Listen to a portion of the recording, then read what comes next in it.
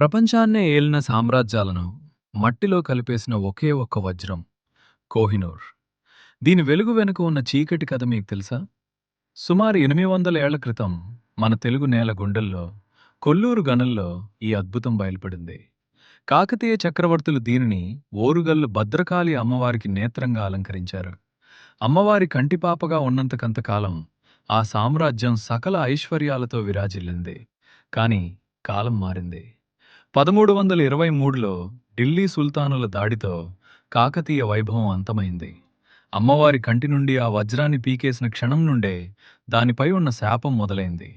అది ఏ రాజు దగ్గరికి వెళ్తే వారి వంశం నాశనమైంది. ఖిల్జీలు, మొఘలులు, పర్షియన్లు, చివరకు పంజాబ్ సింహం రంజిత్ సింగ్, ఇలా ఎందరో చేతులు మారుతూ ఎంతో రక్తపాతాన్ని చూస్తూ అది సముద్రాలు దాటి బ్రిటన్ చేరింది. నేడు కోహినూర్ బ్రిటన్ రాణి కిరీటంలో బందీగా ఉండవచ్చు. కానీ వేల మైళ్ళ దూరంలో ఉన్న అది పుట్టిన గడ్డ మన తెలుగు నేల అన్నది మాత్రం చారిత్రక సత్యం.